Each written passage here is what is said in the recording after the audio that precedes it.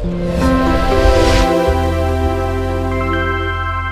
11, 2015, 16 వ్యవసాయ గణన ధోరణులను పరిశీలిస్తే కమతాల సంఖ్యను పరిశీలిస్తే ఉపాంత కమతము చిన్న కమతాల సంఖ్య పెరిగినది.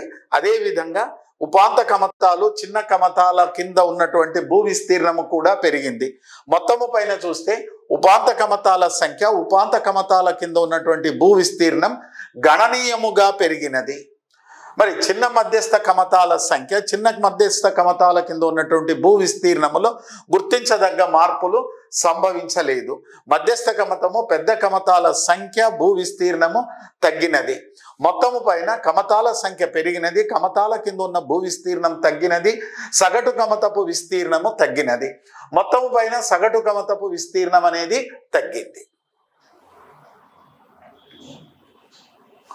మరి ఈ పట్టిక ఆధారంగా మనం ఒక అంశాన్ని పరిశీలించవచ్చును. ఈ పట్టిక ఆధారంగా మనము ఒక అంశాన్ని పరిశీలించవచ్చు. ఏమిటి ఆ అంశం అంటే చూడండి, ఇక్కడ స్పష్టంగా చెప్తూ ఉన్నాను. దెన్ కమతాలకు సంబంధించినటువంటి ధోరణులను పరిశీలించాల.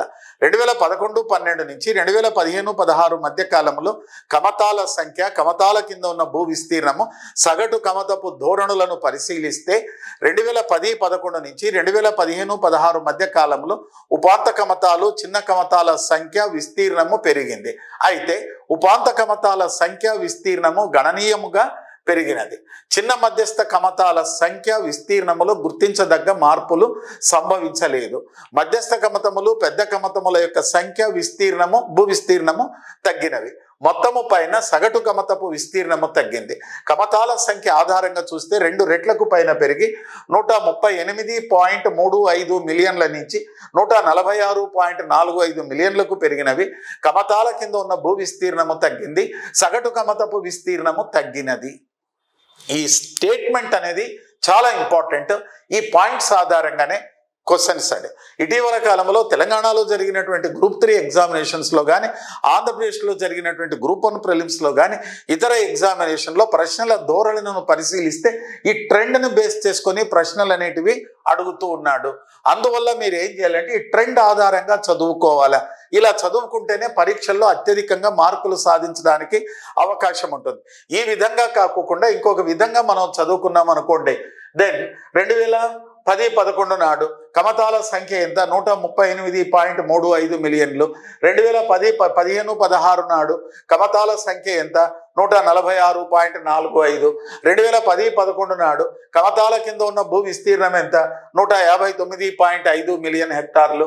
2015-16 నాడు కమతాల కింద ఉన్న భూ విస్తీర్ణం తగ్గి 157.817 మిలియన్ హెక్టార్లకు తగ్గినది. సగటు కమతపు విస్తీర్ణము 1.16 నుంచి 1.08 హెక్టార్లకు తగ్గినది. ఇది పూర్వ పద్ధతి, పురాతన పద్ధతి. గతములో అడిగే ప్రశ్న విధానం, ప్రస్తుతం అడిగే ప్రశ్న విధానంలో ఈ ట్రెండ్ అడుగుతాడు. ఎలా అడుగుతాడంటే క్రింద ఇచ్చినటువంటి వాక్యములలో సరైనటువంటి వాక్యం ఏది? ఉపాంత కమతాల సంఖ్య భూ విస్తీర్ణము గణనీయంగా పెరిగినది. చిన్న కమతాల సంఖ్య భూ విస్తీర్ణము ఒక మోస్తరుగా పెరిగినది.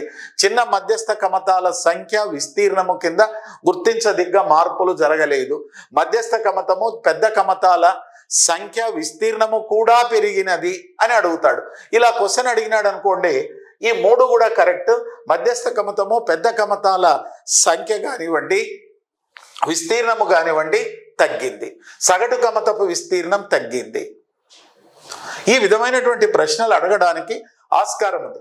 అందువల్ల మీరు ఫ్రెండ్స్ మీరంతా నేను ఒకటే చెప్తానండి, గతంలో పరీక్షలకు ఇప్పటి పరీక్షలకు మార్పు అనేది చాలా వచ్చింది. గతంలో ప్రశ్నలు అనేటివి ఫ్యాక్ట్ బేస్తో పాయింట్ బేస్తో ఏది ఏమిటి ఎక్కడ అడిగేవాడు. ఇప్పుడు ఈ టేబుల్ ఈ గణాంకాల ఆధారముగా విశ్లేషణ చేసి ఆ విశ్లేషణలో 4 పాయింట్లు తీసుకొని ఆ పాయింట్ల ఆధారంగా ప్రశ్న అడుగుతున్నాడు. అందువల్లనే అత్యధిక మార్కులు సాధించాలి ఎకానమీలో అంటే టేబుల్ ట్రెండ్ని విశ్లేషించాలి. ఎవరైతే టేబుల్ ట్రెండ్ని విశ్లేషణతో చదువుకుంటారో వాళ్ళే బాహుబలి.